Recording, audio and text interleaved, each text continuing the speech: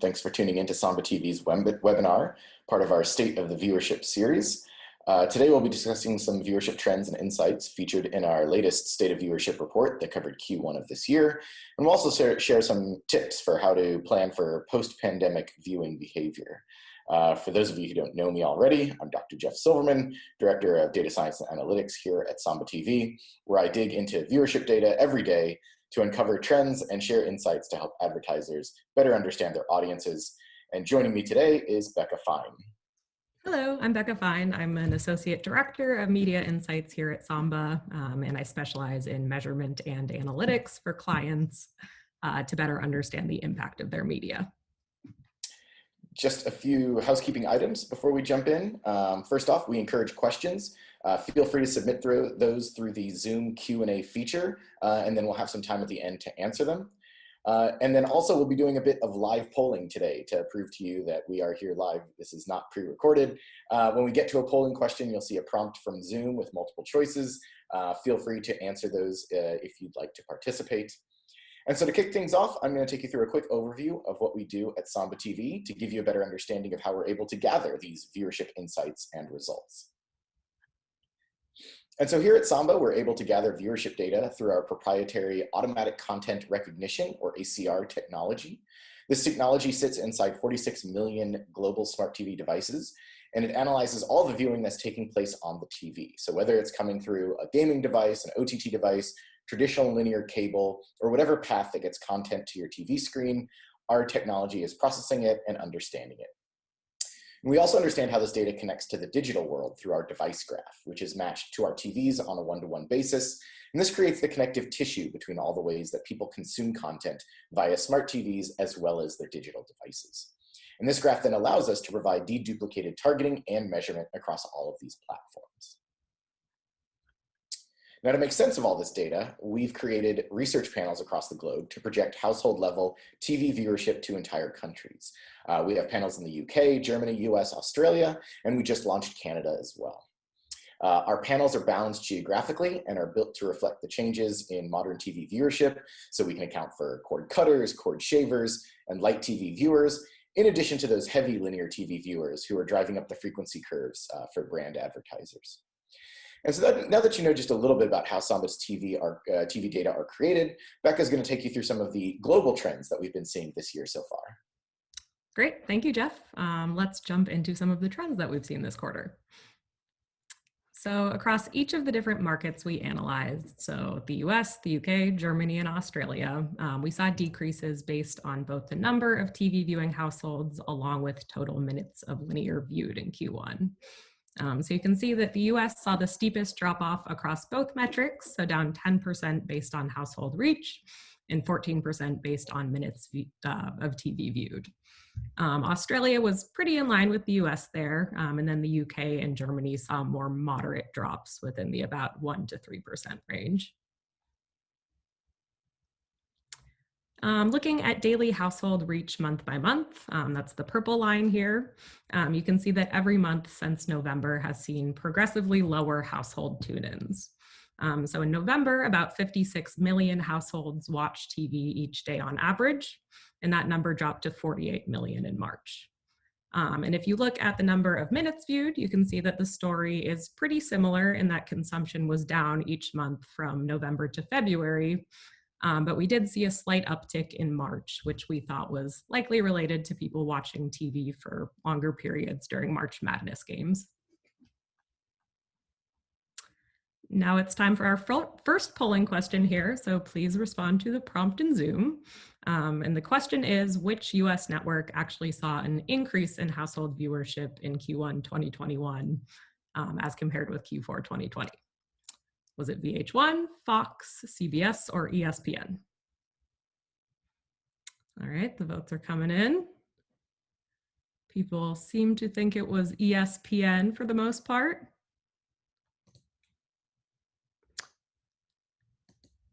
All right.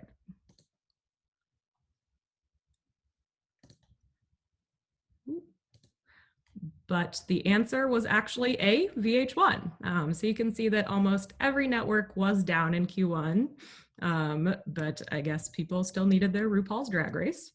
So the data here is pretty in line with overall viewership declines in that the majority of TV networks were down quarter over quarter.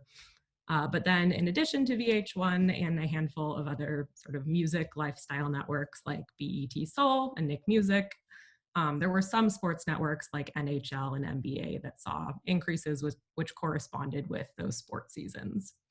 And then looking at the broadcast networks, you can see that all of them, so Fox, NBC, ABC, and CW, were all down quarter over quarter. Taking a slightly closer look at sports programming, here we break out average daily viewership on ESPN. So even though Q1 had a lot of major sporting events like the Super Bowl, we did see that overall sports viewership continued to decline year over year. It's a trend that we saw kind of begin in March 2020 when the major sports leagues all shut down from the pandemic, and we really have yet to see a recovery from that. And then broadening the focus here to international networks, we did see that the majority of networks were down quarter over quarter across the UK, Germany, and Australia, in addition to the US. So Australia saw the highest proportion of its networks drop at 86% there, which was also reflected in the 7% drop for its top network, 7. And then the top networks in Germany and the UK also dropped, but the margin was a bit smaller at about 2 to 3%. All right, now I'm going to hand it back over to Jeff to talk through some of the trends we saw surrounding movies and series this quarter. All right, thanks, Becca. So we'll start off with some of the direct-to-streaming movies. They continued to come out in Q1 with blockbusters premiering in living room screens before or simultaneous with their theatrical debuts across pretty much every major streaming platform. Soul on Disney Plus and Wonder Woman 1984 on HBO Max, both from Q4 of last year, continued to lead the pack over both their 3-day premiere window and their first 30 days after premiere. However, we saw in March some huge debuts on HBO Max with the Justice League Snyder Cut, Godzilla vs. Kong, both seeing sizable 3-day viewership. Looking at the entire 30-day viewership window for a number of these movies, we broke things out by ethnicity, and the breakouts remain fairly similar for all movie genres, all different streaming platforms during these first 30 days after premiere. But one trend that we did see sort of at the bottom of this chart here is that Black viewers over-indexed on movies that featured Black leads, such as The United States vs. Billie Holiday on Hulu and Judas and the Black Messiah on HBO Max. And so we have our next polling question. What percentage of US households who watched Zack Snyder's Justice League actually finished all 4 hours of it in the first week after its release? You've got 4 options there. We didn't even give you an option above 50% because not even half the people finished it. But what percentage do you think did finish it? All right, good amount of votes coming in. We'll let that sit for another few seconds.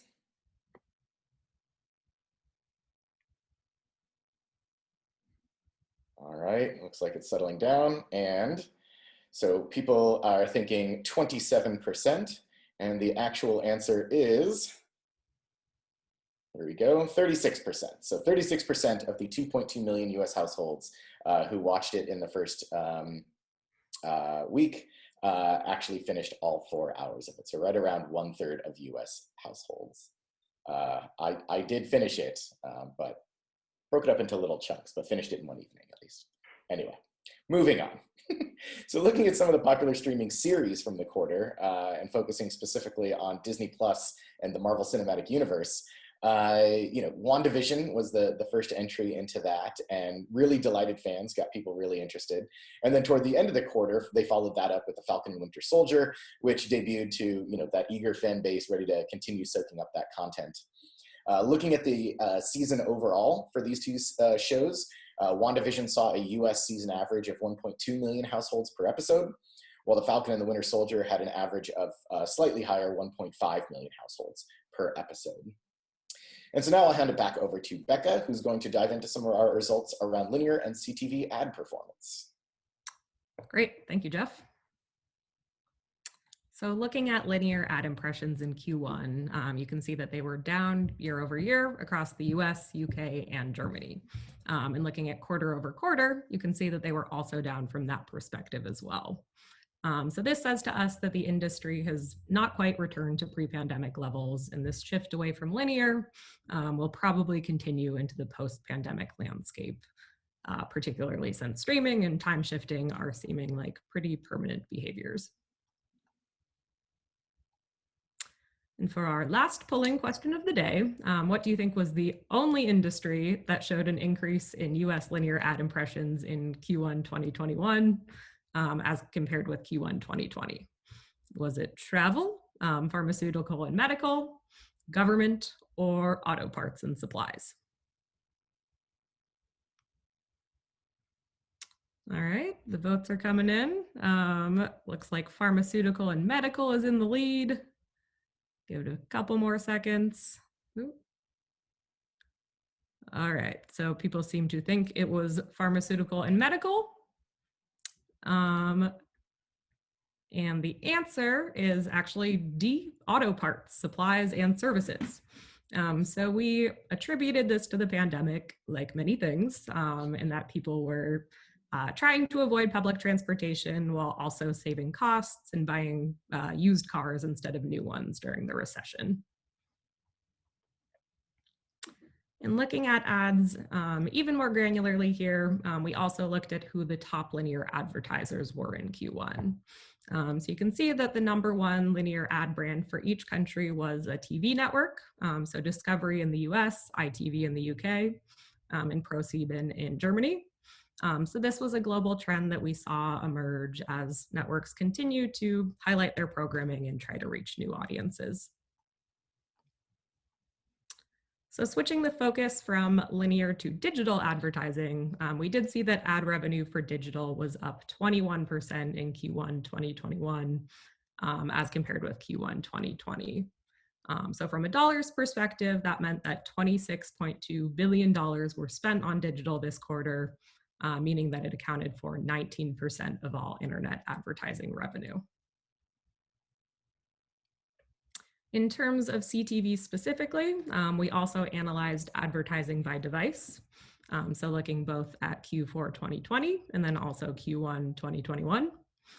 You can see that for both of those quarters, Roku led the pack by volume. And then looking at quarterly increases, we saw that Amazon and LG were up by the widest margins there. All right, back over to you, Jeff, to talk through some of our tips for planning in the post-pandemic landscape. All right, so we've got a handful of tips for everyone out there on based off of what we found. And so the first thing that I wanted to talk about was to leverage network level data and insights so that you can better align your strategy with viewing behavior. And so you really want to partner with a provider who has granular TV data so that you can understand audience overlap across TV networks, and then you can optimize your campaigns and reach your audience for less budget in other places they're watching. You also can use that granular TV data to understand who saw your ad and who did not. And then you can, perhaps suppress those exposed viewers when activating digital media buys, so you're not, driving up that frequency curve as much. So it's clear to us that cord cutting is here to stay. So it's really important to plan around that fact. So during the pandemic, when live sports closed down and linear was just really disrupted as a whole, people did really get on board with the different streaming services, and we don't think that they are likely to return to their old cable subscriptions. So how do you reach these cord cutting audiences? We would recommend combining TV viewership data with targeting strategies that involve segmenting viewers of ad-free programs and overall redirecting TV ad budget towards digital. We would also recommend finding out what linear TV these sort of elusive audiences are watching when they still tune into linear, so that remaining TV dollars can be spent as efficiently as possible.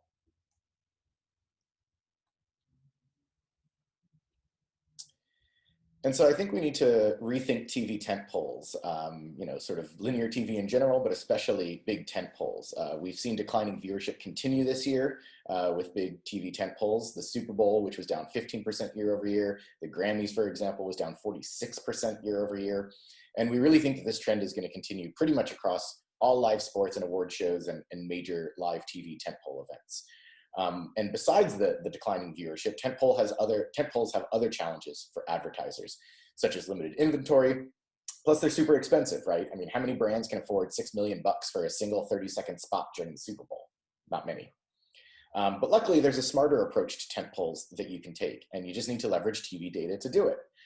So some tips we recommend include planning your targeting strategy ahead of time for your priority tentpole events. So for example, you can target viewers of those events on addressable digital devices during or even after the broadcast to increase reach and brand awareness as sort of a supplement to the tentpole. You can also take advantage of mini tentpoles, so niche award shows or sporting events. These are opportunities to target smaller but potentially more engaged TV audiences in sort of a live TV setting. And lastly, you got to measure the success and effectiveness of your tentpole strategy. That's critical so that you can truly understand the impact of reaching these audiences for driving campaign performance, right? Is it worth it to actually do this and do this advertising during these tentpoles? So as advertisers plan for the full reopening of the global economy, there's huge opportunity to attract new customers and increase sales. At the same time, there's a lot of risk of wasting ad dollars on the wrong audiences, which makes it really important to use advanced targeting techniques to hit pretty precise groups of people. So some examples of different audience segments that we would recommend using are listed there. So targeting viewers of competitors' ads, genre-based targeting, like cooking show fans, for example, movie or show-based targeting, or else targeting based on general viewing habits, like households that consume a lot of linear TV or else very little linear TV. And you can always sort of mix and match these different techniques to make sure that you're really focusing on segments that align closely with your brand. It's also important to make sure you work with a TV data provider that has a really representative and large-scale data set, so the optimizations you're making are really rooted in data. And this wouldn't be, a talk or a presentation about ad tech or anything advertising these days without talking about the cookieless world and privacy. And so as Google, Apple, and others continue to roll out more changes around consumer privacy, it's vital that you start asking your vendors where they're getting their data from and what their consent level is. In other words, you should know what their data sourcing and data rights are. Things like, are platforms transparent with where their data are coming from? Is it privacy compliant? Can they commit to you that that data will exist in 2022 as new privacy laws roll out state by state in the US and elsewhere? And these are hard questions, but it's important that you know the answers, as every intermediary or aggregator is at risk in this privacy landscape. And so as you plan for the future, understand that companies that own their first-party data and insights with a direct relationship to the consumer are really the only ones that can provide consistent value. For example, Samba TV leverages our proprietary first-party data from 46 million opted-in smart TV devices around the world. Those are subject to a direct consumer relationship, and with that, their consent. We spent years developing consent management into TVs, well before it was mandated by the government. And furthermore, as a result of our first-party relationship with the consumers and their TV data, we've been able to observe firsthand the significant changes in viewership behaviors throughout the pandemic and through today that we've shared with you in this webinar. We'll wrap things up. Thanks again for checking out the webinar. If you have any further questions or you want to learn more about Samba TV solutions, as I said, please reach out to us on our website, samba.tv. You can also download our newly released Q1 State of Viewership report on our website. That's where pretty much all of the data we presented today came from. And to get timely TV insights and trends, make sure to follow us on the socials, the Twitter, the Facebook, and the Instagram. And thank you very much.